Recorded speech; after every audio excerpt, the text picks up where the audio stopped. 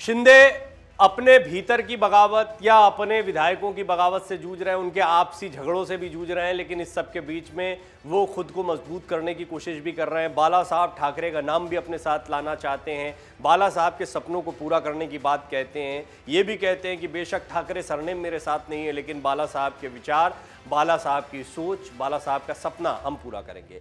महाराष्ट्र के मुख्यमंत्री एकनाथ शिंदे ने शुक्रवार को एक निजी चैनल के कार्यक्रम के दौरान कई बातें कही हैं। इस दौरान उन्होंने एक तरफ जहां उद्धव ठाकरे के दोबारा जो जितने भी आरोप लगाए गए थे उनका दोबारा से जवाब दिया है, साथ ही साथ उन्होंने प्रधानमंत्री नरेंद्र मोदी के साथ साथ केंद्र सरकार की खूब तारीफ की है। शिंदे ने कहा कि केंद्र सरकार ने दिवंगत बाला साहब ठाकरे की इच्छाओं को पूरा किया है जो वो हमेशा चाहते थे। शिंदे ने कहा, बाल ठाकरे की इच्छा थी कि देश में अनुच्छेद 370 राम मंदिर का निर्माण हो और ऐसे कामों को करके पीएम मोदी ने दिखा दिया है। शिंदे ने कहा, बाला साहब ने एक बार कहा था, मुझे एक दिन प्रधानमंत्री बना दो, मैं कश्मीर में अनुच्छेद 370 हटा दूंगा, अयोध्या में राम मंदिर बना दूंगा। अब आर्टिकल 370 हट गया है और राम मंदिर भी बन रहा है। इसके साथ ही शिंदे ने कहा कि वो बाला साहब ठाकरे की विचारधारा को लेकर चल रहे हैं और एक कॉमन मैन की तरह सरकार चला रहे हैं। इस दौरान जब शिंदे से 2024 के विधानसभा चुनाव में सीएम का चेहरा बनने और दो धड़ों में बढ़ चुकी शिवसेना के भविष्य के बारे में पूछा गया, क्या एक हो सकती है शिवसेना के दो धड़े यानी उद्धव ठाकरे और एकनाथ शिंदे एक हो सकते हैं, इस पर जब सवाल पूछा गया तो उन्होंने इस पर सीधे तौर पर कोई जवाब नहीं दिया है। शिंदे ने कहा कि देश के प्रधानमंत्री नरेंद्र मोदी का करिश्मा सभी ने देखा है, मैं तो छोटा कार्यकर्ता हूं और मेरी क्या आवश्यकता, मुझे अभी जो मौका मिला है उसका उपयोग करूंगा, जनता के लिए विकास का काम करूंगा, किसानों का फायदा करूंगा। एकनाथ शिंदे ने कहा कि महाराष्ट्र की जनता तय करेगी कि मैं दोबारा सीएम बनूंगा कि नहीं, काम अच्छा करना हमारे हाथ में है, लेकिन मुख्यमंत्री किसे बनना है ये जनता तय करती है। इस तरह से शिंदे ने आगामी विधानसभा चुनाव में सीएम फेस को लेकर खुलकर कोई बात नहीं की है। उन्होंने ये भी नहीं कहा कि वो सीएम चेहरा होंगे या नहीं। अब आपको बता दें कि शिंदे ने उद्धव ठाकरे का साथ क्यों छोड़ा था। एकनाथ शिंदे ने कहा कि मैं ठाकरे को एक समय बीजेपी के साथ मिलने के लिए मनाने की कोशिश कर रहा था, क्योंकि शिवसेना के लिए बीजेपी स्वाभाविक रूप से गठबंधन की सहयोगी थी। दुख की बात है कि ये हो नहीं पाया, जिसके बाद हमें ये कदम उठाना पड़ा। ये कैसे हुआ और क्यों हुआ, इस बात को महाराष्ट्र में हर कोई जानना चाहता है। ये कुछ हासिल करने या मुख्यमंत्री बनने के लिए नहीं था। हमने शिवसेना बीजेपी के साथ चुनाव लड़ा था और जनादेश शिवसेना बीजेपी गठबंधन को मिला था, लेकिन जनता की मर्जी के खिलाफ 2022 में महाविकास आघाड़ी की सरकार बनी। हमारे विधायक भी इसके पक्ष में नहीं थे। जो होना था हो गया, हमने कुछ भी गलत नहीं किया है। ये लोगों का जनादेश था कि महाराष्ट्र में भाजपा शिवसेना के स्वाभाविक गठबंधन की सरकार बने। बाला साहब भी यही चाहते थे और हमने उसी काम को किया है। महाविकास आघाड़ी में रहते हुए विधायकों के काम नहीं हो रहे थे। शिवसेना के विधायक लोगों की अपेक्षाओं को पूरा नहीं कर पा रहे थे। राज्य में हमारी सरकार थी, इसके बावजूद हमारे कार्यकर्ता न्याय नहीं पा रहे थे। हम में से कई लोगों ने उद्धव ठाकरे को समझाने की कोशिश की, लेकिन सफल नहीं हो पाए। इसके बाद ये कदम उठाना पड़ा।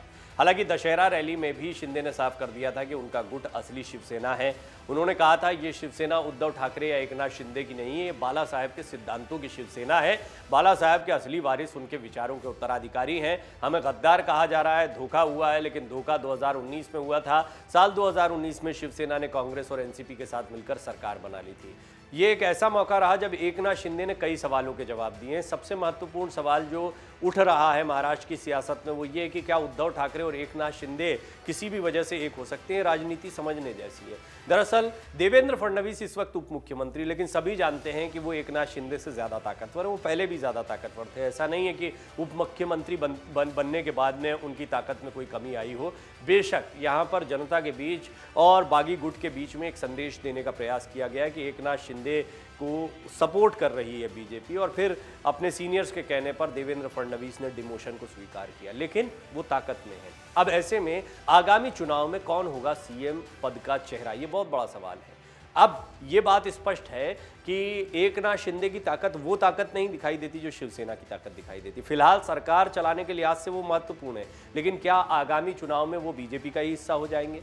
यदि वो बीजेपी का हिस्सा हो जाते हैं तो उनका कद उतना बड़ा नहीं रहेगा जितना अभी बाहर से बीजेपी के सपोर्ट से सरकार चलाते वक्त। निश्चित तौर पर उनके साथ आए कई बागी विधायकों में भी नाराजगी हो सकती है, लेकिन अभी बड़ा चैलेंज है कि अगले 2-2.5 साल जो भी समय रह गया सरकार का, वो सरकार चलाई जाए और इस सरकार को चलाने के साथ साथ में आगामी चुनाव के लिए खुद के चेहरे को तैयार किया जाए। तो अच्छा काम करने की बात एकनाथ शिंदे कह रहे हैं, लेकिन वो जानते हैं कि राजनीति में बहुत बड़े बड़े उलटफेर हो जाते हैं। जिस तरह उद्धव ठाकरे के साथ हुआ। एकनाथ शिंदे मुख्यमंत्री बनेंगे ये भी बड़ी दूर की कौड़ी थी, लेकिन बगावत की और उसके बाद में बीजेपी का साथ मिला, मुख्यमंत्री भी बन गए।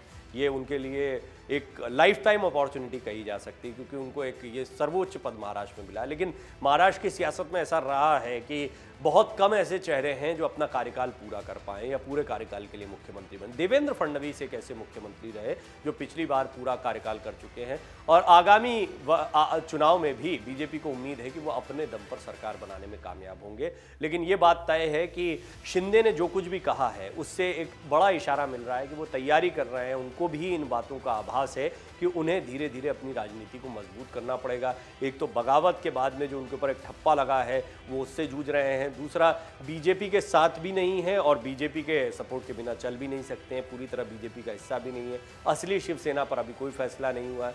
जनता बीएमसी चुनाव में ही ये तय कर देगी कि जनता को एकनाथ शिंदे का फैसला कितना पसंद आया या ना पसंद आया। ये तमाम चीज़ें हैं जिनको शिंदे जानते हैं और इन सब को लेकर कई महत्वपूर्ण सवालों के जवाब उन्होंने इस कार्यक्रम के दौरान दिए। अगर आप ये वीडियो YouTube पर देख रहे हैं तो हमारे चैनल को सब्सक्राइब करें और बेल आइकन को दबाना ना भूलें। अगर आप Facebook पर ये वीडियो देख रहे हैं तो हमारे पेज को लाइक करें। डाउनलोड करें अमर उजाला ऐप और पाएं खबरें लगातार।